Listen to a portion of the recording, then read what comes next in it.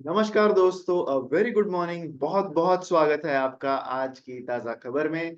Global economy के साथ हमेशा की तरह हम करेंगे इस एपिसोड की शुरुआत, नए वीक की शुरुआत। तो सबसे पहले हम बात करते हैं कि क्या क्या major macro economic events global economy से रिलेटेड इस हफ्ते में हम एक्सपेक्ट कर सकते हैं। तो सबसे पहले दो तीन इंपॉर्टेंट चीजें इस हफ्ते में आने वाली है।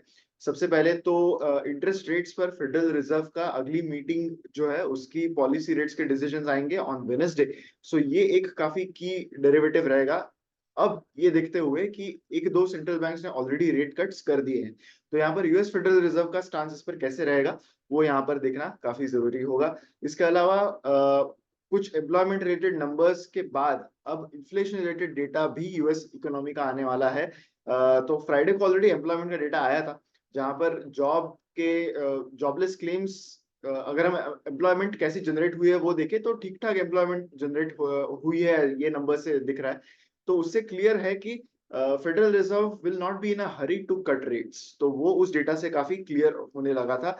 लेकिन इन्फ्लेशन का नंबर क्या आता है वो भी काफी इंपॉर्टेंट चीज है जो हमें देखनी होगी, एंड उसका डेटा डिक्लेयर होगा ऑन वेडनेसडे। इसके अलावा और कुछ चीजें जिनकी बात करनी चाहिए, दैट इंक्लूड्स कि यूके रिलेटेड एक जॉब डेटा आने वाला है विच इज ऑन ट्यूसडे, जिससे ये समझ में आएगा कि बैंक ऑफ इंग्लैंड जो रेट कट के प्रोस्पेक्ट्स ऑलरेडी एंटरटेन कर रहा है करंटली, तो उसके अकॉर्डिंग क्या डेवलपमेंट्स होंगी, तो वो देखना होगा।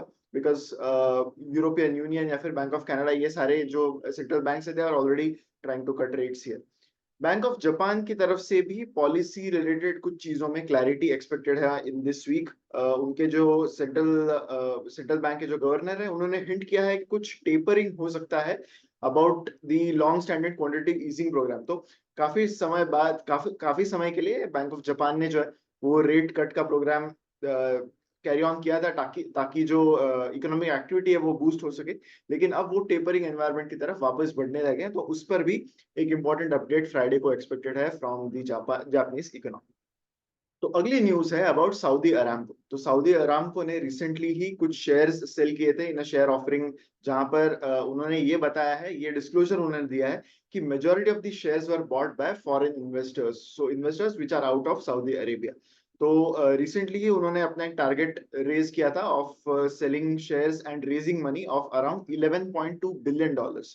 तो ये जो सेकंड ऑफरिंग है, that is expected to boost the short-term liquidity, short-term finances for the Saudi Arabian economy, because they want to use this money to promote the large scale projects जो वो पिछले दो तीन सालों से काफी बड़े स्केल पर करते आ रहे हैं, high high scale projects including resorts, stadiums. तो क्लियरली उनका जो पोस्ट ऑयल वर्ल्ड है उसकी तरफ जो ट्रांजिशन है, उसमें उसको ट्रांजिशन करने के लिए जो भी चीजें उनको लगेंगी, उसमें इन्वेस्टमेंट्स के लिए उनको ये पैसे रेज करने हैं फ्रॉम सऊदी अरामको, जो उनकी मेन कैश काउ बिजनेस है for the Saudi government also. तो जो डिस्क्लोजर उन्होंने दिया सऊदी अरामको ने, उसमें से ये उन्होंने क्लियर किया कि ऑलमोस्ट 58% जो शेयर्स थे, they were allocated to international investors, which is up from 23%। जब कंपनी ने आईपीओ किया था 2019 में, तब 23% शेयर होल्डिंग ही जो थी वो फॉरेन इन्वेस्टर्स की थी, investors of foreign to Saudi Arabia. लेकिन वो अभी 58% हो गई है। अरामको की अगर हम बात करें कि क्यों इस कंपनी की बात होनी चाहिए, तो it is one of the largest companies in the world, and Saudi economy का एक सबसे बड़ा क्राउन ज्वेल जिसे हम कह सकते हैं, वो ये कंपनी है। And they are planning to sell almost 0.64% of the total issued shares जो उनके हैं। So they are planning to sell major chunk of shares here. अगर हम फंडामेंटल्स की बात करें अबाउट सऊदी अरामको, तो पिछला साल उनके लिए ज्यादा अच्छा नहीं रहा था। 2023 ऐसा साल था जहां पर ऑयल के प्राइसेस थोड़े से कम होने लगे थे, कुछ सप्लाई इश्यूज भी थे, प्रोडक्शन कट्स करने पड़े थे। लेकिन 2022 was a very good year for them. But उनको ये पता है कि इस बिजनेस पर डिपेंडेंसी होने की वजह से क्या लॉन्ग टर्म प्रॉब्लम्स हो सकते हैं, इसलिए they are trying to transition to other businesses as well. अगली न्यूज है अबाउट चाइना। चाइना के जो एक्सपोर्ट्स है, they have grown by 7.6% in the month of May, which is beaten the expectations despite a lot of trade tensions जो currently जारी है between China and specially the US. तो exports का जो number है, that has grown at its fastest pace in more than a year. This is despite, like I said, trade tensions है currently, imports भी थोड़े से शॉर्ट है of the expectations of some of the economist, but still the exports seem to be doing quite well for the Chinese economy. 7.6 से ये jump जरूर दिखा है, लेकिन इसमें एक मेजर चीज ये है कि बेस इफेक्ट की वजह से ये नंबर ज्यादा अच्छा नजर आ रहा है। पिछले साल का जो बेस था that was not very good for the Chinese economy at that point of time. Imports जो है they have grown by around 1.8% and still they are underperforming the estimates that most of the economists had. जो uptick दिखा है export में, like I said, एक तो base effect का major reason है, पर इस वजह से हुआ ये है कि जो ट्रेड सरप्लस है चाइना का वो थोड़ा सा वाइडन हो गया है टू 82 बिलियन यूएस डॉलर्स।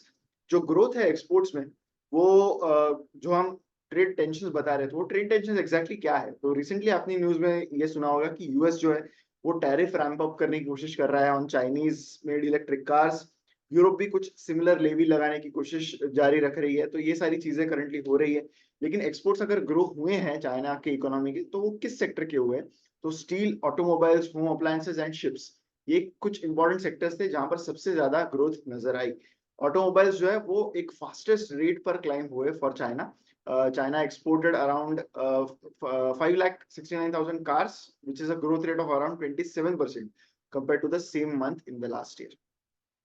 अब बढ़ते हैं इंडियन इकोनॉमी की ओर, जहां पर सबसे पहली न्यूज है about the politics of the country. PM Modi has taken oath for the third term. इसके अलावा हमारे पर्सपेक्टिव से इंपॉर्टेंट चीज ये है कि बहुत सारे कैबिनेट मिनिस्टर्स जो है वो भी फाइनलाइज हो गए।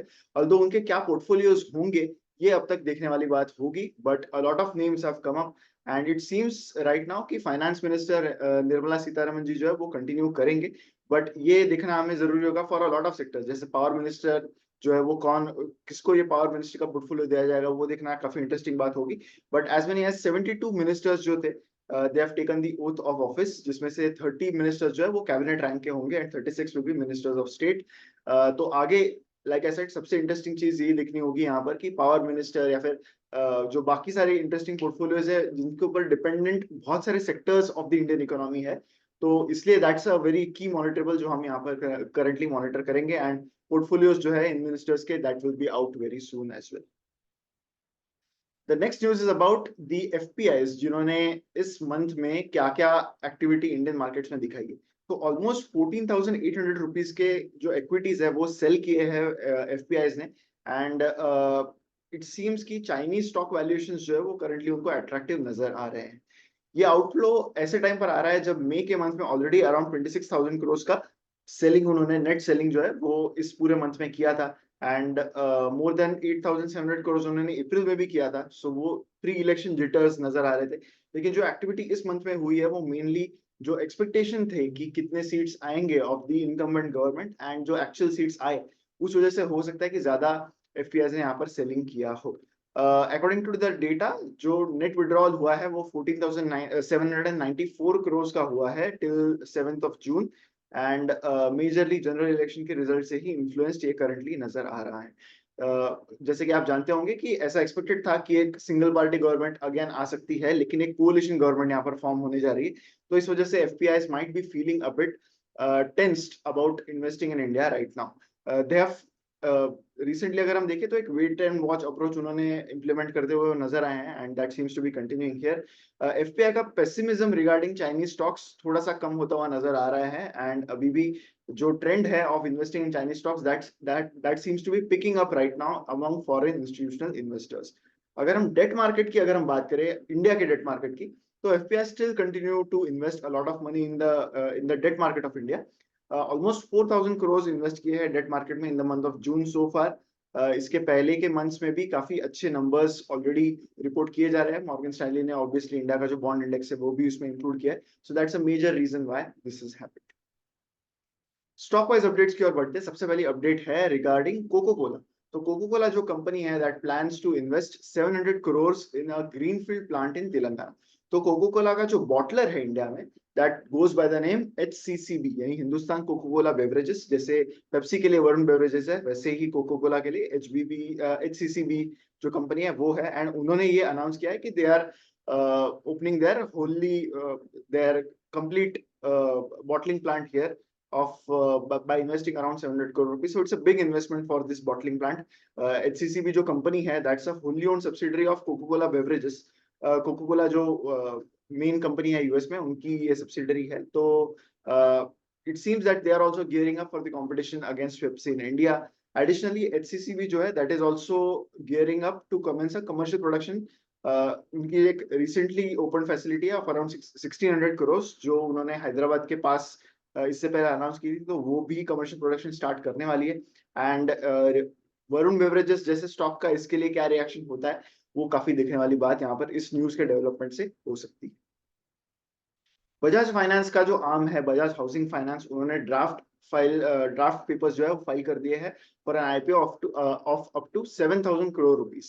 आपने ऑलरेडी थर्सडे या फ्राइडे की न्यूज में सुना होगा कि 4,000 करोड़ का फ्रेश इशू करने वाले, लेकिन टोटल अभी जो आईपीओ होगा that will be around 7,000 crore which includes fresh issue plus offer for sale. ये जो कंपनी है that's a wholly owned subsidiary of Bajaj finance. तो जो ऑफर फॉर सेल से पैसा आने वाला होगा वो बजाज फाइनेंस के पास यहाँ पर जाएगा। लाइक आई सेड कि पहले जो न्यूज आई थी उसमें से 4,000 करोड़ का ऑफर फॉर 4,000 करोड़ का फ्रेश इशू था, एंड अब ये क्लियर हो गया कि अराउंड 3,000 करोड़ का ओएफएस का कंपोनेंट यहाँ पर इस पूरे इशू में होगा। कंपनी प्री आईपीओ प्लेसमेंट भी कंसिडर कर सकती है जहां पर they can raise up to 20% of the size of the fresh issue. RBI के कुछ रेगुलेटरी नॉर्म्स है जहां पर कोई भी एनबीएफसी अगर एक अपर लेयर एनबीएफसी क्लासिफाई होती है तो उनको कंपलसरी आईपीओ करना पड़ता है, एंड उसी के कंप्लायंस में ये आईपीओ किया जा रहा है ऐसा नजर आ रहा है। बजाज हाउसिंग फाइनेंस के अगर हम फंडामेंटल्स की बात करें तो ईयूएम उनका अराउंड 91,000 करोड़ था which is grown by 32%। This is as on March 24। Disbursements भी काफी अच्छे से इंक्रीज हुए हैं, 30% से जो है उनके डिसबर्समेंट बढ़े हैं इन FY24। The next news is about Borosil Renewables. So Borosil Renewables is going to raise up to 450 crores through rights issue, and जो ड्राफ्ट लेटर है इसका, इस पर अभी भी सेबी का जो अप्रूवल है वो आना बाकी है, but the entire process could take up to 3 to 4 months from here, ऐसा कंपनी का कहना है। कंपनी का जो मेन रीजन है to do this rights issue is to strengthen the financials of the company, mainly to minimise the debt levels, and इसी वजह से मेनली उनका फंड रेज का प्लान यहाँ पर होता हुआ नजर आ रहा है। जो प्रोसीड्स है राइट इशू से they will be mainly use to prepay the term loans जो उनके हैं। बोरोसिल रिन्यूएबल्स इंडिया में बिगेस्ट सोलर ग्लास मैन्युफैक्चरर है, क्लियरली एक प्रोडक्ट है जहां पर इनका मोट है, एंड इनका current market cap almost 6,500 crore है। ऑल्दो FY24 के नंबर्स उनके लिए उतने अच्छे नहीं थे, they had a net loss of about 17 crore on a standalone basis, लेकिन company has proposed an addition of the fourth furnace जो उनकी है फॉर प्रोडक्शन, एंड जिसकी कैपेसिटी अराउंड 1100 टन होगी per day, and that is going to come up in CY25 ऐसा company ने यहाँ पर अनाउंस किया। So that is it for today's news। अब बढ़ते हैं हमारे फाइनल सेक्शन पर, यानी बिलीव इट और नॉट सेक्शन पर। तो पिछले हफ्ते में अगर हम देखें तो मार्केट्स की जैसी वोलेटिलिटी थी, इस पर बहुत लोगों का ये कहना था कि अरे इस दिन इन्वेस्ट कर देना चाहिए था, फिर शायद हमें मार्केट में जो ट्रेंड मूव होता हुआ नजर आया after the day of the result, तो शायद हमें फायदा हो जाता। कुछ लोगों का कहना था अरे एग्जिट पोल्स के नंबर्स आते ही बेच देना चाहिए था। तो ये सारी चीजें जब हो रही है मार्केट में, तब एक बहुत इंपॉर्टेंट डेटा जो ज़ीरोधा वार्सिटी ने रिसेंटली शेयर किया था, वो उसके रिगार्डिंग कुछ मैं इनसाइट्स आपको देना चाहता हूँ। तो पिछले 20 सालों के डेटा की ये बात है, एंड जो इंडेक्स है दैट इज निफ्टी 500। तो अगर पिछले 20 सालों में अगर आप जो सबसे इंपॉर्टेंट 10 दिन थे जो मार्केट्स के लिए बेस्ट थे, वो अगर आप मिस कर जाते तो उससे कितना बड़ा फर्क पड़ता, इसका एक बहुत इंपॉर्टेंट इंसाइट उन्होंने यहाँ पर बताया। तो निफ्टी 500 ये जो इंडेक्स है that has grown at a CAGR of around 15.7% in the last 20 years. 20 साल का ये हर साल का कंपाउंडेड रिटर्न ये रहा है। लेकिन अगर आप एज एन इन्वेस्टर जो सबसे अच्छे 10 दिन थे इस मार्केट के लिए फॉर दिस इंडेक्स, वो अगर आप मिस करते तो आपका 15.7% का जो रिटर्न है हर साल का 15.7% का रिटर्न, उसका CAGR 11.6% हो जाता है। जी हाँ, ऑलमोस्ट 4% का फर्क पड़ जाता है just by missing those important 10 days. So that just goes on to show कि कब मार्केट के लिए अच्छे दिन होंगे कब बुरे दिन होंगे ये प्रेडिक्ट करना बहुत मुश्किल होता है। And as a long term investor सबसे बड़ा टूल, सबसे बड़ा स्ट्रेंथ किसी भी लॉन्ग टर्म इन्वेस्टर के पास यही होता है कि प्रेडिक्शन के खेल में उनको लगना नहीं पड़ता। If you are going to stay invested as a long term investors, तो मार्केट बढ़ना भी आपके लिए अच्छा हो सकता है, एंड मार्केट गिरना भी आपके लिए अच्छा हो सकता है। So that is a very big advantage that long term investors have, and this data points like this just goes on to show कि क्यों हर टाइम पर इन्वेस्टेड रहना बहुत इंपॉर्टेंट है। जैसे कि आप देख सकते हो कि कितना बड़ा फर्क यहाँ पर पड़ गया। अगर आप बेस्ट 20 डेज मिस कर देते तो ये जो रिटर्न है ऑफ 15.7% वो 8.7% हो जाता। यानी almost half the returns that you have earned in the last 20 years जो है, they have been as a result of the 20 best days for that particular index. तो इससे आपको अंदाजा लग सकता है कि कैसे रिटर्न्स में फर्क पड़ जाता है by just not staying invested on some of the important days. And वो दिन कौन से होंगे ये हमेशा प्रेडिक्ट करना सबसे मुश्किल चीज है. एंड यही हमें इस डेटा पॉइंट से एकदम क्लियर हो जाता है. तो मैंने ये सोचा कि मुझे ये जो इंसाइट है वो यहाँ पर आपके साथ शेयर करनी चाहिए. So that was it for today's episode of आज की ताजा खबर.